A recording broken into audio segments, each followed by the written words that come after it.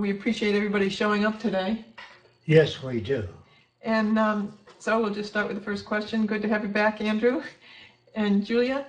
Okay, after studying the teachings of the Venus Project, now when people show me the pyramid of Maslow's hierarchy of needs, this pyramid makes no sense to me, but because of semantics and that it doesn't take our society into account. What do you think about Maslow's hierarchy of needs? I think that Maslow is sincere. I think he's a good person, but I don't think he has any idea of what the problem is. It isn't the hierarchy of needs. It's if you want to put 20 people on the moon or 50 people on the moon, you have to provide so much food, so much water, and so much of the necessities of life. You do that first. You don't put down the hierarchy of needs. You show how to meet those needs. If all values are learned and may be inappropriate, what are more appropriate values? Is there a method of arriving at more appropriate or more relevant values? I just stated that in the beginning. The more appropriate values is to provide for those needs. You have to build, if you want to put 4,000 people on so many acres of land, you have to provide water, soil, and the conditions for those people to survive. If they need warmth and love, you have to show how to attain that. You must attain that, not say these are what people need. If you say the people of Africa need food, how do you provide that? You say the people of Africa need shelter. They need not only food, they need restoration of the environment. How do you do that? Only through education and providing the facilities to meet those needs. Yeah, that's what the Venus Project is all about, introducing a process level as to how to do that. Okay. Are you able and willing to sign petitions, being that you are a not-for-profit, and he had heard that you can't sign petitions and work for a nonprofit? I'm not aware of that. Okay, I'll go on. That's kind of irrelevant. Oh, then this person again is saying, are you aware that there are many cases of UFOs that can't be explained away, as well as large crop circles, because they're too complex, that they're not hoaxes? Well, that's not a question, that's a statement. I was hired by the publishers of the book called Behind the Flying Saucers. I've never met anyone that was able to describe the interior of the flying saucers, those that have been captivated and taken away from the planet, and those that spoke with the Saucerians.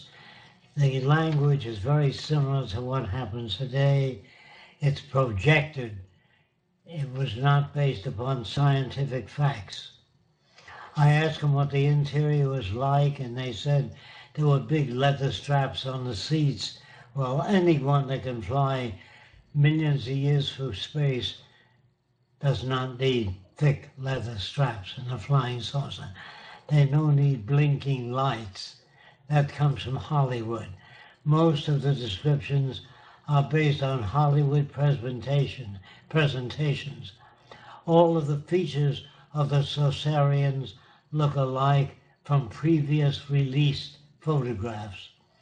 The crop circles are really crap circles, because anyone from another planet will not use symbols that people do not understand.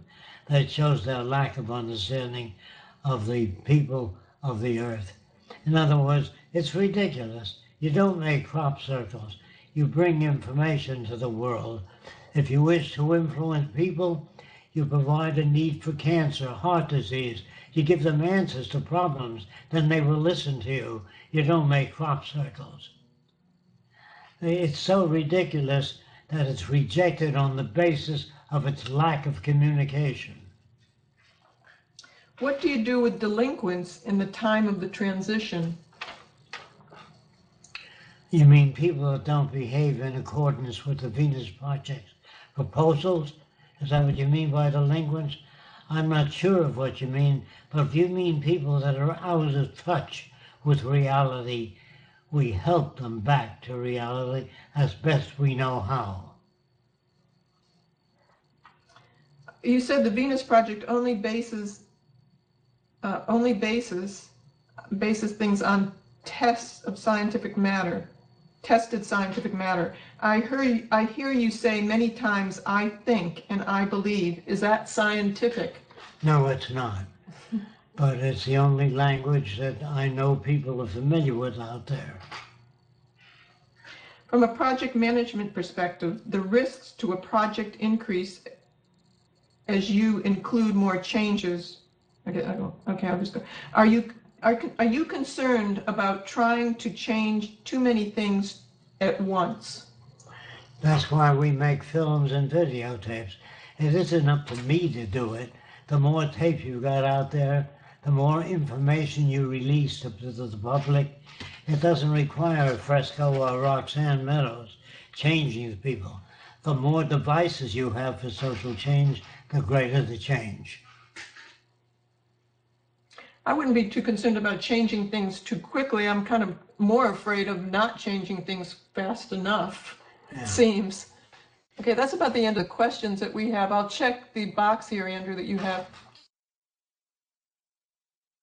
Yeah, we've got a few in there.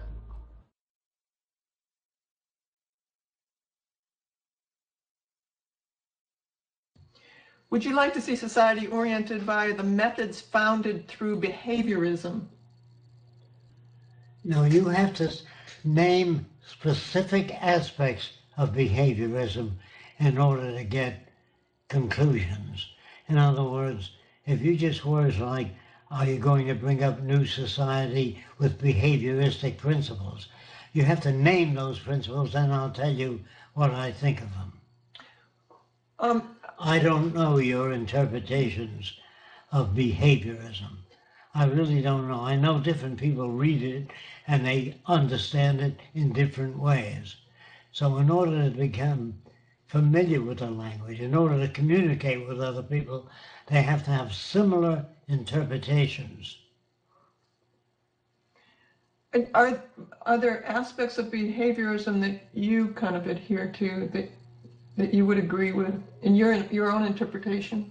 The only aspects of behaviorism that I agree with is the fact that environment affects behavior and your values and your language and your facial expressions and all aspects of your interrelationship with others come from the environment you're reared in. Did you ever work closely with psychologist Jack Catron when it comes to the concepts utilized by the Venus Project? No, I did not. Do you want to talk about your history, Jack? It wouldn't serve a purpose to talk about it, but all language, as I said before, that was a long time ago, is subject to interpretation. We have to devise a language that is not subject to interpretation, like mathematics, chemistry, which I've said this many times, not because I like saying it, because you seem to ask the same questions. If you want to know anything about the operation of the Venus Project, consult with Roxanne Meadows, Jacques Fresco, or any of the members out here that work with it constantly. Andrew Buxton can tell you quite a bit about it. Ben also. And I just want to mention that Jack Catron was a childhood friend of Jacques, and Jacques really introduced him to science. Jacques introduced Jack to science and the ideas of the Venus Project when he was young. I don't know how much experience he had with it or what. Yeah. What do you think about open source? Well, I think we went over this question many times. I would refer to the earlier questions and answers. Would you have That is the recording November 6 and starting minute 34. Thanks, Ben.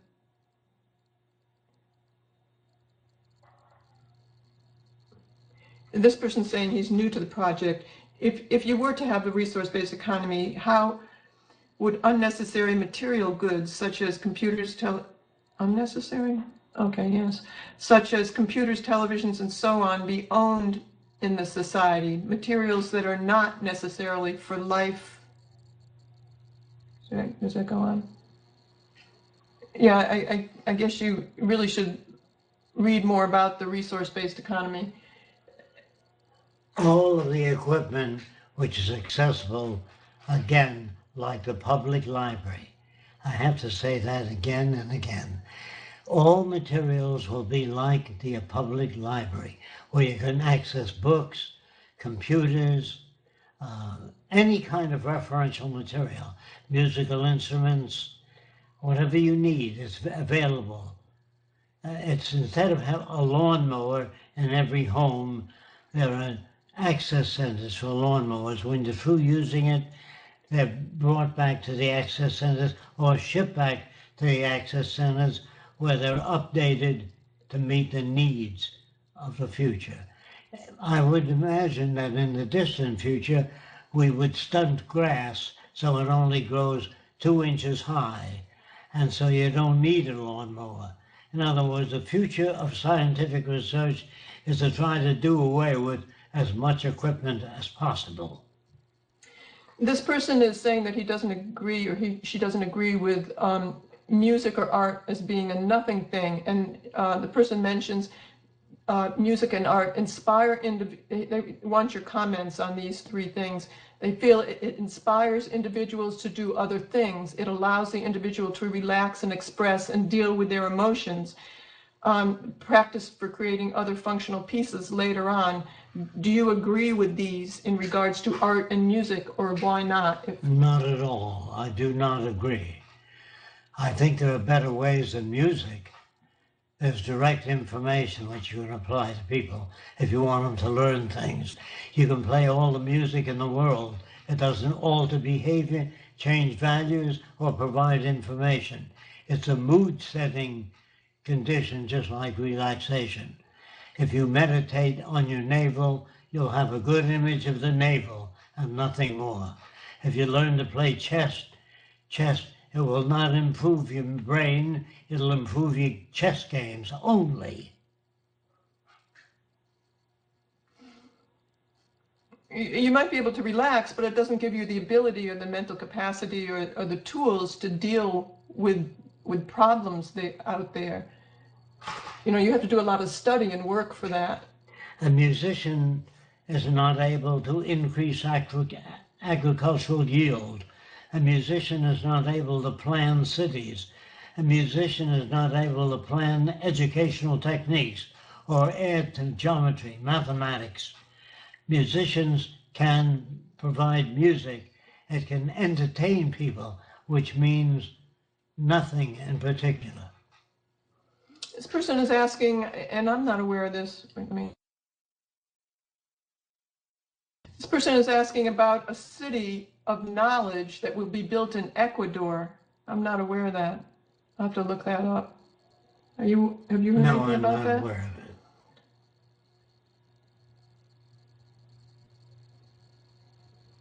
of it.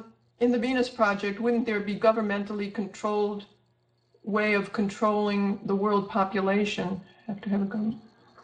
That would be based on the carrying capacity of the Earth's resources. I've said that many times. In other words, you cannot have a population in excess of the carrying capacity of the Earth's resources. If you do, you'll have malnutrition, territorial disputes. I've said this many times. People keep asking the same questions. Do you think that you'd have to end up doing forced abortions? No, you don't have to force anything. Education to me means that if you have a population in excess of what the resources can provide, you're going to have trouble. People have to be educated to understand.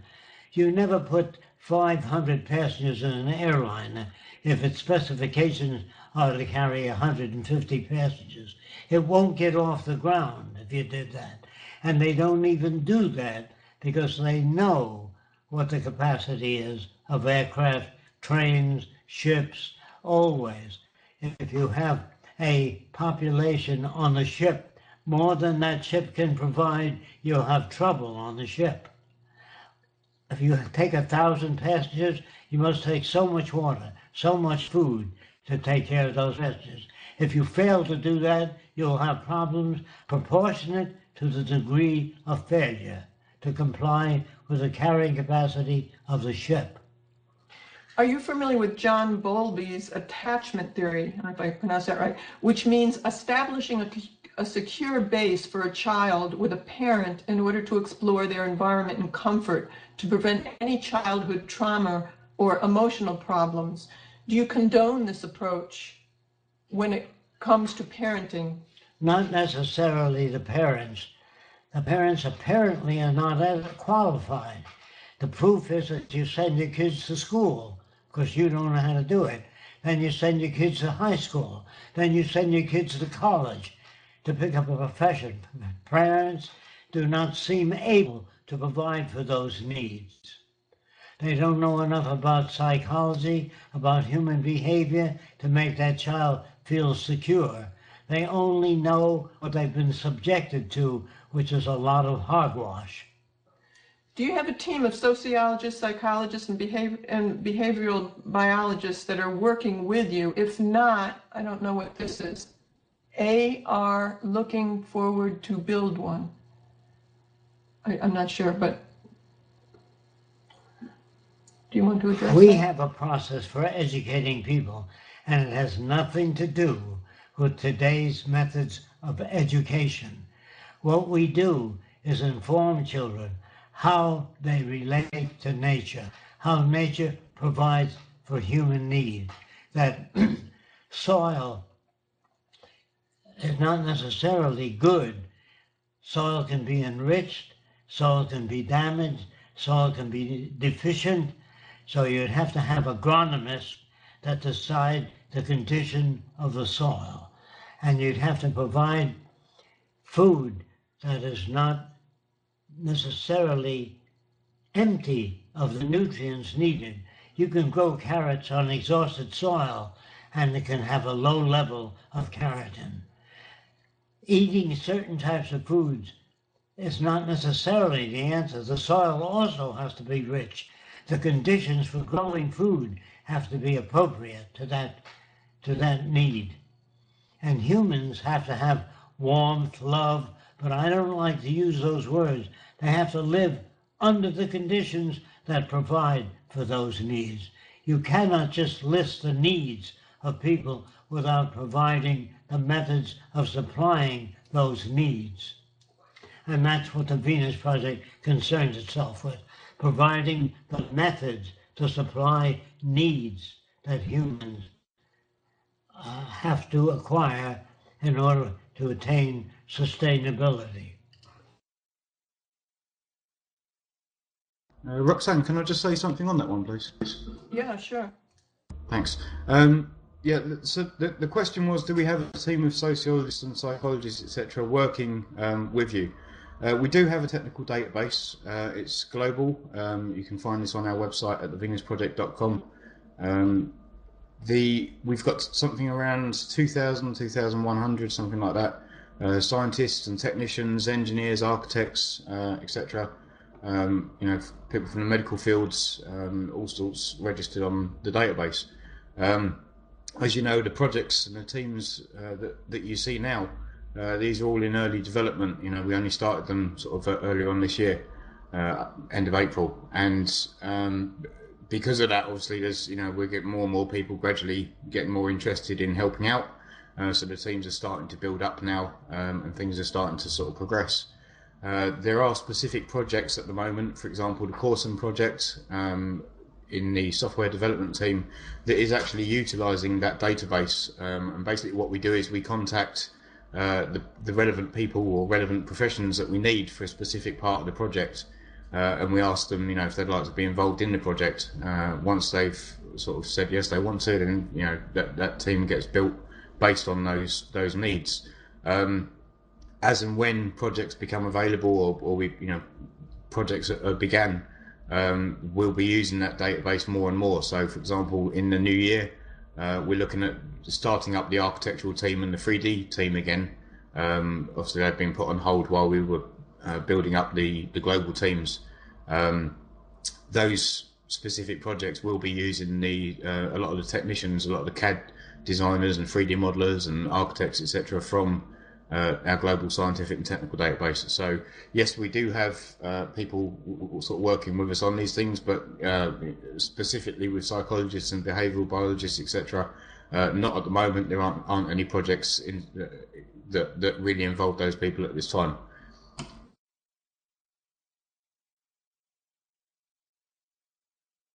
Yeah, thanks, Andrew.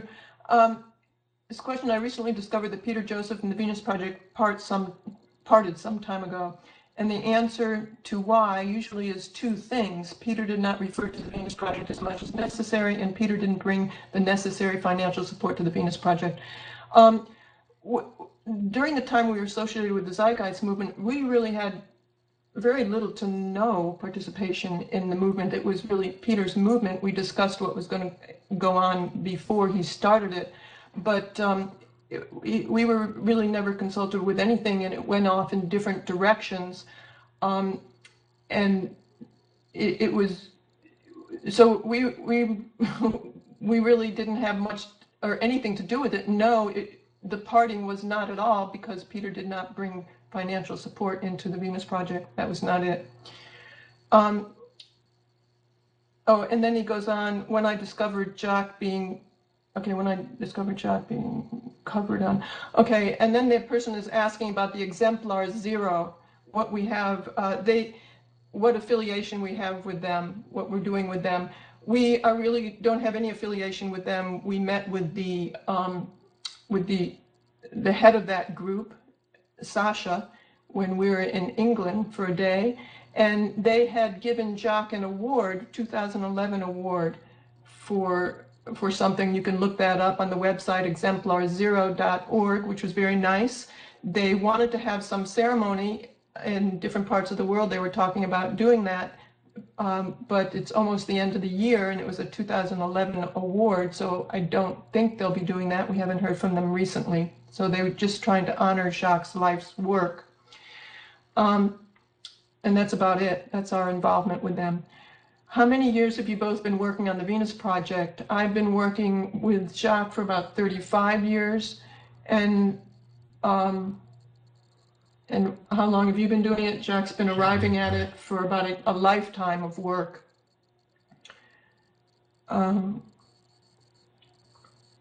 Okay, would you agree that when adults express aggression or violence towards another person during their adult life, this is because the individual's emotions are stuck in childhood, which they haven't yet unboxed and dealt with in a rational sense? Well, that's one way of talking about it, but there's nothing in the environment that helps them understand their values, or how values are acquired, or how behavior is modified. There's really nothing to unbox. If you don't learn how to deal with problems, or you don't learn how to be rational, there's nothing in you that you have to unleash or unbox. You haven't been taught that in your environment. You haven't picked it up with the books you've read or the teachers that you've had. So you might deal with things in a very childish way, because that's the only tools you've acquired in society. Besides your motion pictures, your heroes, your role models, all of them set your behavior and your values. Have you ever been invited to TED Talks? Jacques was invited. I know a lot of people suggested that Jacques be invited to TED Talks. And a couple of years after that, after they got bombarded with letters about Jacques, and I know that because when we first had our website up after the Zeitgeist Addendum first came up, one of the things I put on it in terms of what people can do is to write to Ted. And the very next morning, the secretary wrote me and said, please don't tell people to write. They can't even get into their email. They have so many people asking for Jacques to be on. They said that they were full for the next year. And a couple years later, we heard from them, and Jacques got invited to speak as, I don't know the exact word, but some senior senior citizen section that they have, which meant that Jacques would have to pay $2,000 to be a part of that, and he was obligated, I don't know the exact number, but it was something like, as I remember, he would have had to have traveled to 3 different portions of the world and to do 3 different lectures, and they only gave him the money for economy class to do that.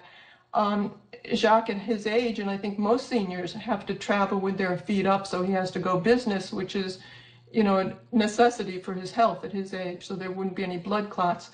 And I always travel with him. So all in all, we could not afford to accept that. We couldn't afford the $2,000, and we couldn't afford the flights that were mandatory for him to accept that position.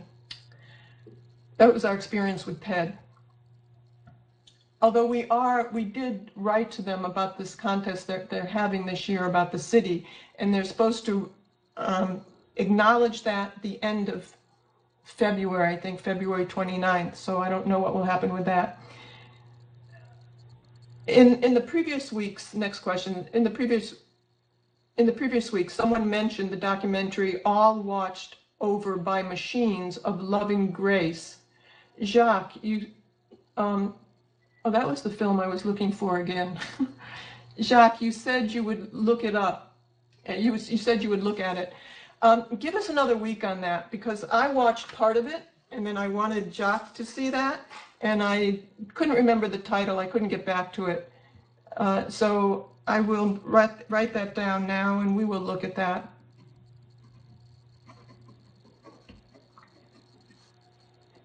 I didn't watch the whole thing. Okay, I'll get that later. What are good jobs to pursue in this society to learn the most or be the closest to the learning structure of the future?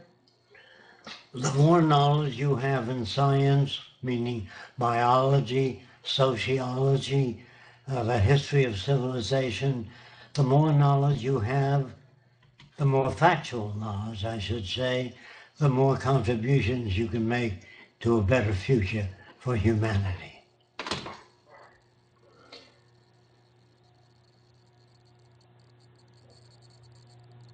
What will happen to people like psychopaths? They will be treated with the best equipment we have and the best knowledge we have to try to undo the behavior that is detrimental to themselves and other people. This person is asking, they feel it can be genetic.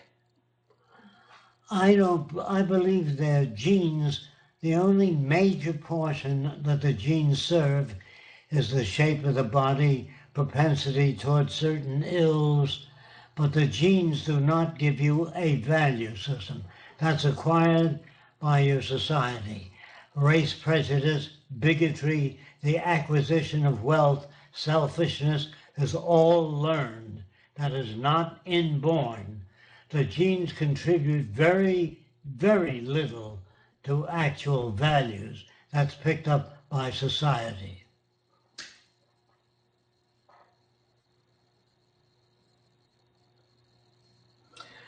This person is asking about communes. What do you think of experiments with communes? Well, you can experiment with communes if you want to, and you can try to find newer ways of growing food. But communes are not the answer to the future problems of society. They have to be brought together. They have to share the resources of the earth equally. And when all the nations join together as one unit, working on problems that are common to all people, cancer, heart disease, diabetes, and the rest of those problems, until we work on all problems common to human beings, We must refrain from maintaining armies, navies, prisons, police. All that part is part of the monetary establishment. It has nothing to do with survivability, except survival of that particular nation with military force. A lot of times the communes too, they stay together while they're building, while they're all engaged in something, but after that they start to have quarrels and there are problems. They really have no definite directions, or they don't have that many different values than what are in the general public. Well, actually, people are not trained in methods of sharing ideas without getting angry. They have to learn how to listen to new ideas, and they have to learn how to ask questions, which they haven't learned yet. It's hard for people to pinpoint a question. They usually talk all around the subject. If you really want to learn how to pinpoint the questions, you have to study what the factors are that shape human behavior, and you have to learn how to redesign that so that the behavior is more appropriate, not only for the individuals, but the people that they deal with and associate with.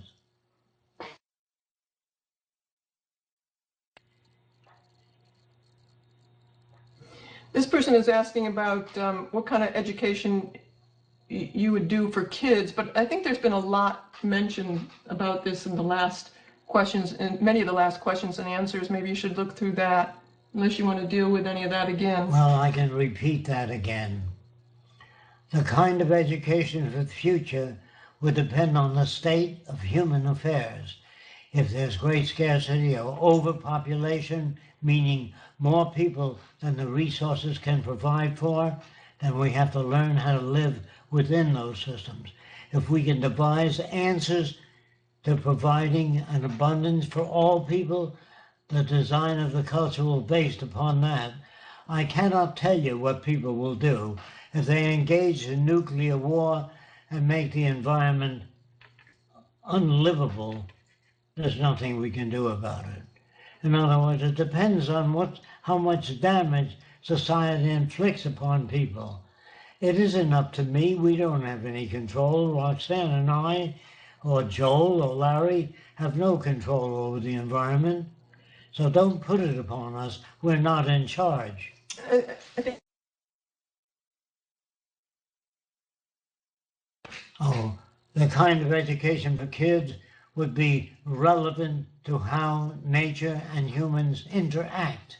The kind of education for kids would be the nature of the technology at the time. Well-informed people who don't talk around the subject but get right to the point.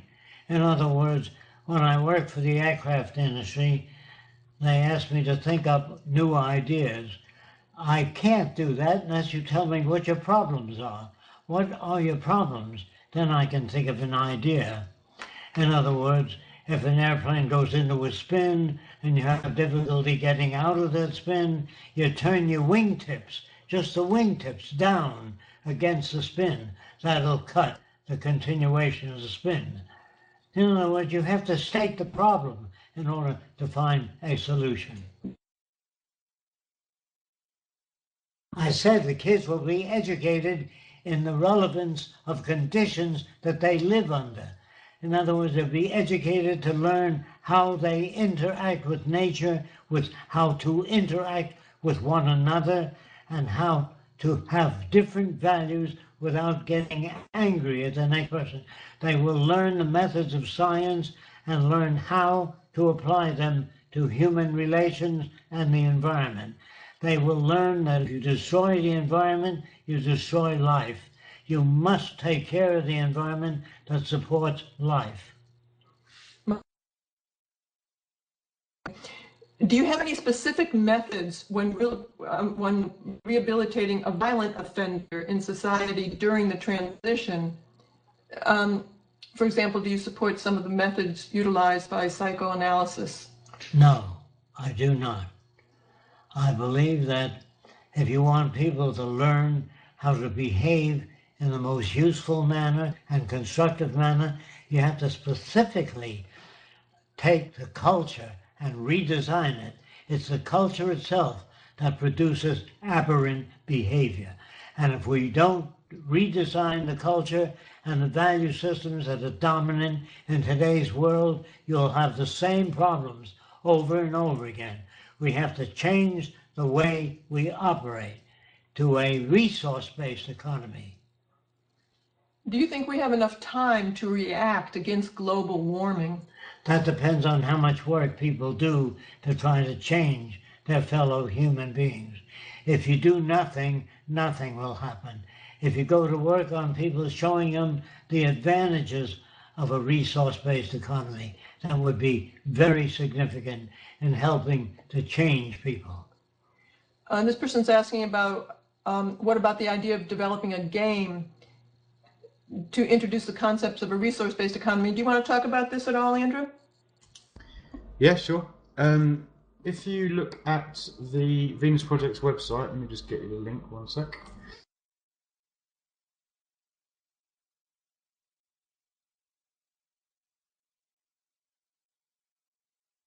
Okay, I've just put the link in the chat. You'll see that the TVP design team, we've got a list of projects that we aim to develop over the coming years. Most of these projects are large-scale projects, probably spanning years, not necessarily months. One of those projects is the development of a Venus Project game, which we intend to use as a funding mechanism for the Venus Project's aims and proposals, such as the movie project.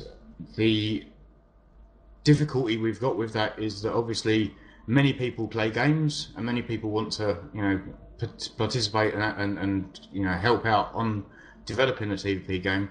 The problem is that it's a very technical process and it requires a lot of skill in very technical areas, and also experience in developing games, etc., to actually produce something and to do it in a relatively sane timescale.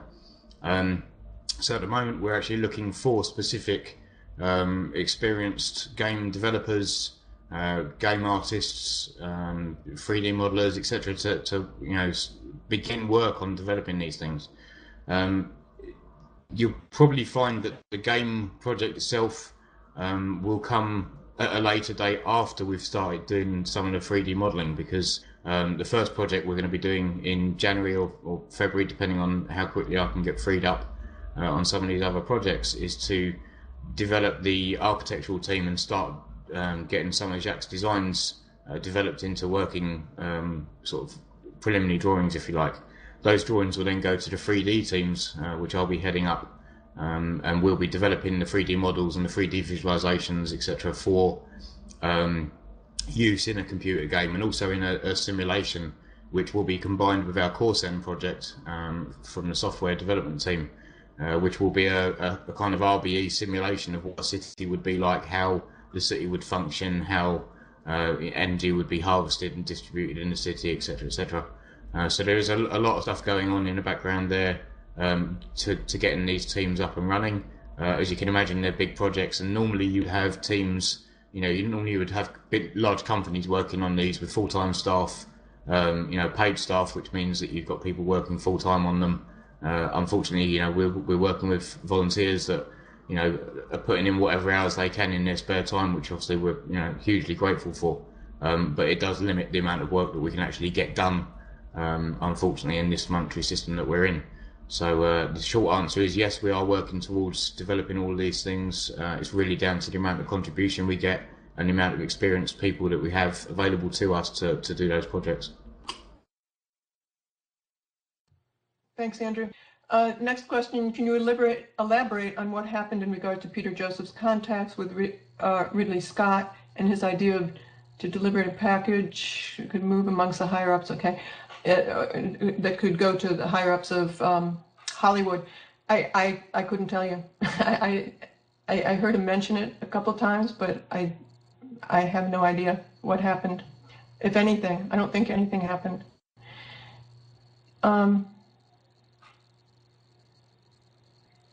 This person is mentioning that one way of getting funding for the film is to have different companies advertise within the film. We will probably look at all of that when the time comes. And then somebody's saying we should make a teaser trailer. We will, of course, be doing that. Okay, this person's asking, the New Zealand project made a beautiful website and landed a project of building a city, island on the water. What's your point of view about it? I don't know anything about what the New Zealand project is doing. They're doing an island on the water. I don't know. Some people are afraid that the phrase Earth's resources also include people themselves, and therefore think that the resource-based economy is about slavery. How does the Venus Project respond to that? Well, eventually, all people that can provide a service for this country to make it better, and all the world's people, the people that are capable of providing for food, education, information. We cannot do anything without information. For example, a sincere person, a very honest person that knows nothing about electronics cannot service your equipment. We don't need sincere people. We don't need decent people. We need people that have the competence to handle the problems that confront us. I would say in terms of making people slaves in the future, this is quite the opposite of what we're talking about. I'd say today people are slaves because they have to make money, they have to get jobs. They can't do that they want to do because they can't make money at it, so they have to go into something else that a lot of times are really remedial jobs in order to make money. So they're being forced to do things that they don't want. The Venus Project is quite the opposite. You have to make money today to get the things you need. In the future, you will be supplied with the things you need, whether you work or you don't work. You don't need that many people to oversee to make things work in the future, especially when we automate faster and faster. That's the idea, is to get people away from mundane jobs, enable them to do whatever they're interested in doing. And people participate more when they're doing things that are interesting, learning how to solve problems and working on problems that are problems to everyone. Yes, I would agree with that. So you get all types of fearful things. And yes, people would be looked at as a resource, our most valuable resource, but not in the way that they're talking about. These are science fiction movies that put those types of notions in people's heads, and those are things you just really have to explain that to people.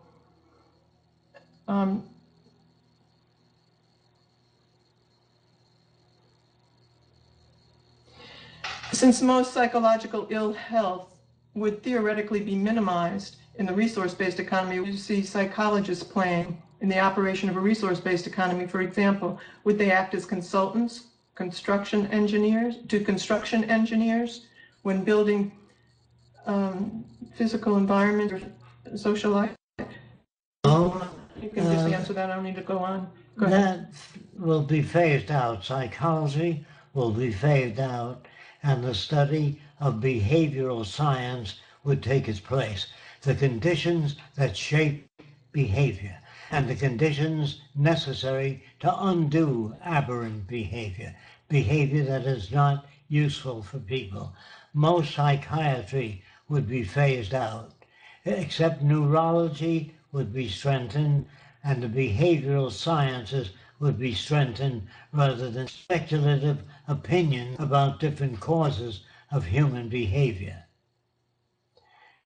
There would have to be fundamental facts gathered which show how behavior evaluates, how behavior is installed, how some people are able to accept things and others are not.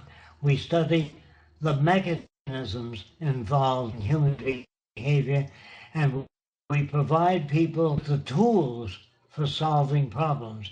Instead of you having to go to a psychologist, in your early days in school, you are given information as to how to grow, how to attain more information, and how to test the validity of information. Whether you accept it or not will be based upon the methods that you are given.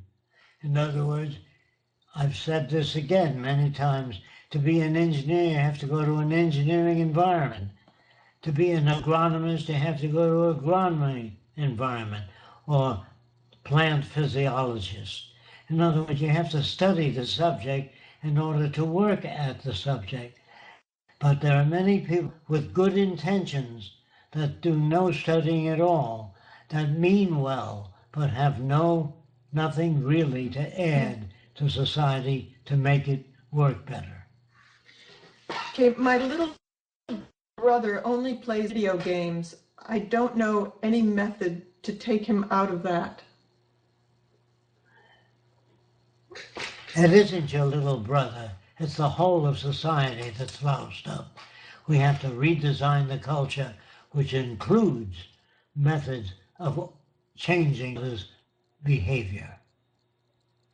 Will the Venus Project participate in TED Prize 2012 City 2.0, excuse me. Yes, we've already sent something in, and a few other people have sent something in regarding the Venus Project City as well. So we are waiting. Do you believe that the core values of the Venus Project can coexist in today's current model as we transition from one to another? And if so, how? I don't understand the question. Can we uphold the values of the Venus Project in today's society? If it's not applied, it's useless. Only if it's applied does it make the world a better place. The Venus Project, as a personal verbal hobby, can only be used to inform people as to the direction of the Venus Project. If you get enough people informed and they demand that it be installed, it will be installed. But if you don't affect enough people, the transition will be painful. And it's very difficult to uphold the value system of a resource-based economy in today's society because you really can't share goods and resources. When they mention people are kind, how kind? You open the doors to everyone that doesn't have a home or doesn't have food. You can't house, feed, and clothe everyone in today's. And if you want to maintain a job today, you have to watch what you say. So either you have to weigh whether it's too painful for you not to talk about your values and what you feel, or you live under a bridge or in the streets if it's too painful not to do that. So it's very difficult. The whole system, it's a very different value system within a resource-based economy. Even the notion of non-competitiveness, you couldn't share your knowledge with other corporations turning out the same products because you'd lose your competitive edge. So it can't apply at all. It's a totally different system.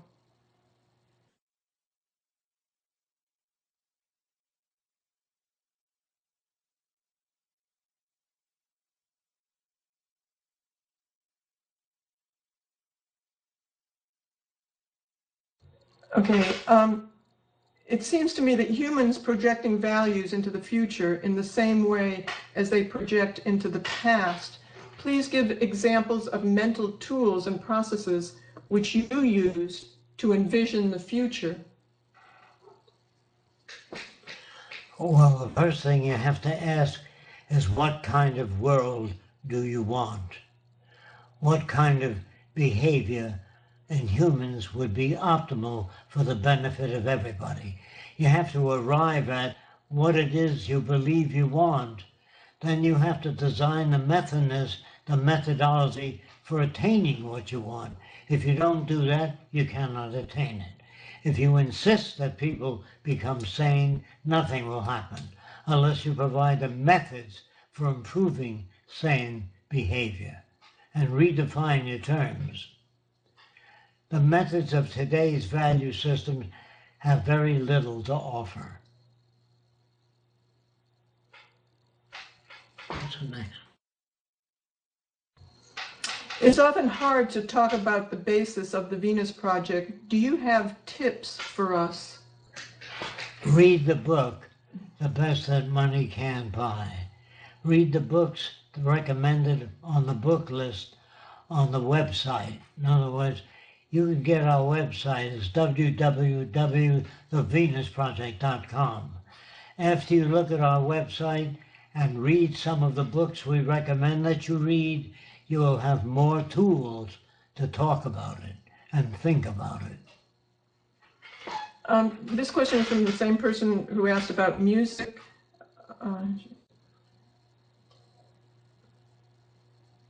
How do you suggest people should or will be able to deal or control their emotions on a more general, well, you want to just do that one first? Yeah, you don't have to control your emotions. Emotions will be more relevant in the future, meaning if you identify with a given project, you work on it.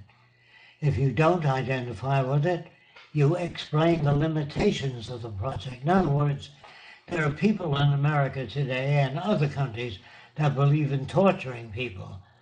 You have to come up with a way of gathering information without torturing. Instead of saying, don't torture, what do you suggest? In other words, I'm against torture because I have other means of acquiring information. I have other means of changing people's behavior without hurting them. I feel that information regarding the world we live in is the only way to work. You have to work within conditions that exist. You cannot work in some theoretical environment. The Venus Project proposes a method or many different methods and provides the tools, the language, the methodology for achieving a Venus Project. It is not up to people in general. It's up to those people that work on methods for achieving the Venus Project.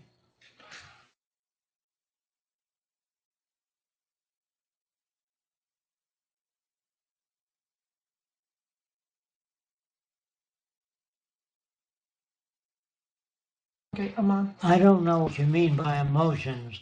All I'm talking about is when you identify with real problems. In other words, if you notice that people lack certain kinds of food or they lack food in general, the only contribution you can make is to be able to grow more food per acre without exhausting the soil.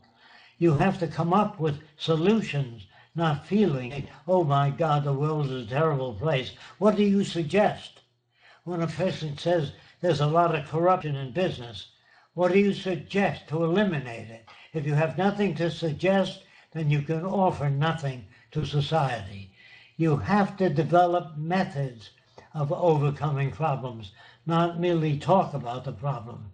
If you say there's a lot of corruption in business and government, what do you suggest to eliminate it? If you don't have anything to suggest, I suggest that you shut up or find out or go to work on the problem. I'm not talking about emotions. I'm talking about doing something about it. If you do nothing about it, nothing will happen. It isn't emotions that we need. We need sane approaches to problems. Emotions are the result of insufficiency. We become angry. We become frustrated because we don't have any answers. That's what generates emotions. But in the future, all emotions will be translated into some form of action pattern. If you don't want war, you have to provide for those needs of a nation that invades another nation. Nations do not invade other nations to bring democracy. They invade other nations because they have resources we want or cheap labor. We don't go there to make life better for other people. We go there to take advantage of other nations. And until that system stops, until we go to help other nations and work with them toward the unification of all the world's people and give them all equal shares of the Earth's resources, and if there's a shortage, to develop alternative systems to meet those needs. If you fail to do that, the system will not work. If you wish to know how we intend to solve problems, frame your question. But don't come off and tell me that, what are we going to do about this, or what are we going to do about that? Just say, how would you handle this or that particular problem, and we'll try to answer it for you. If people are considered as resources, would people be forced to work? Never. Never would they be forced to do anything. They have to learn that if you want more harmony in the world, you have to learn how to impart that information to people and get them to work together. If you cannot achieve that, then you cannot do it by force. Does Jacques agree that babies start to learn since they are in the womb? Only movements. If they move their arms, they build connective associations, but they do not pick up any value systems in the womb. They only pick up movement, turning of the head, movement of the arms and legs. Yes, that is learned. And nutrition, if the mother is stressed or, there's certain things the baby needs in the womb, yeah, of course. Well, we have to meet those needs, and mothers in the future will be given the most appropriate diet and brought up under conditions of minimum stress when they're carrying a child. Is there a scientific consensus on the rate of automation? I can't do a scientific consensus because I don't believe it exists. If there were such a thing as scientific applied methods, you wouldn't have war, prisons, police, conflict, stupidity, the Democrats lying about the Republicans, and the Republicans lying about the Democrats. We are so far from being sane that we're not even civilized yet. Are you familiar with David Wilcox? No. Okay, we'll look him up.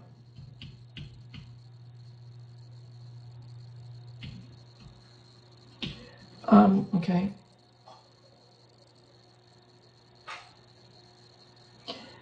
How will mental illness brought upon by brain damage or other unforeseen occurrences be dealt with in a resource-based economy?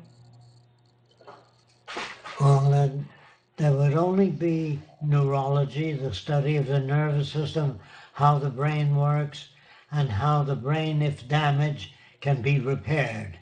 We will study the cultivation and development of neural associational systems. And once we learn how the neurons store information, transfer information, and act upon information, we won't be able to do anything. So we have to do a lot of research. There are a lot of things today that are not fully understood. And we have to understand more about the working of the nervous system and the brain in order to do anything, to really help people. It says, I wondered how Jacques sees the transition from a monetary system to a resource-based economy through global protests or global financial meltdown. Global protests do nothing unless you inform people as to what a better society would be, how it operates, how it takes care of differences in values. If you don't inform people, protests do nothing. I think a good example of that is in Egypt. They really protested. They got rid of their leader. They protested that they wanted more participation, a piece of the pie. And now they have a worse dictatorship, a military dictatorship, and more violence to people there now. Without providing the method of attaining social and dynamic equilibrium, you have nothing. Yeah, that's the job today, is to point out a positive alternative. That's about all I see with the questions. Does anybody have anything else they want to say? There's one last one in there, Roxanne.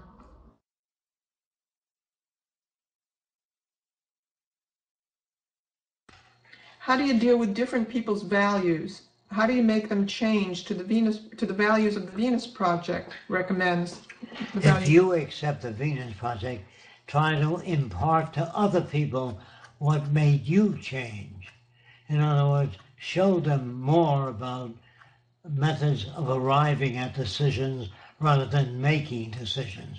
If you don't know what that means, it means that an engineer who supplies a cable for a bridge doesn't know what that cable can do, so he puts it under stress, torsional stress. He puts the beams under compression stress, and he arrives at conclusions, and that's the best he can do. You must arrive at conclusions, not make them without putting things to test. I also think a good thing initially is trying to show people how they got their beliefs and their values, that it's not really theirs, that they pick it up from the environment, and introduce just whose benefit those values that they have are serving. That's very good, Rox. Okay, I guess that's about it. Yep, that's all of them. Thank you everyone for coming. Thank you for your questions. Hopefully you got all the answers you were looking for. If you didn't, please check out the seminar room's description. We've got some information on there where you can find more information about the Venus Project and a resource-based economy. Check out our YouTube channel, loads of videos on there, hundreds of hours of Jacques talking on a variety of subjects relating to this direction. Thank you, Jacques and Roxanne, for coming. It's good to be back with you all again, and yeah, I'll be hanging around for a little bit after this meeting just to go over some of the stuff with TVP design projects as requested. And thanks everyone, we'll see you again next week. Those of you that want to identify with the Venus Project, you have to read our book, The Best That Money Can't Buy.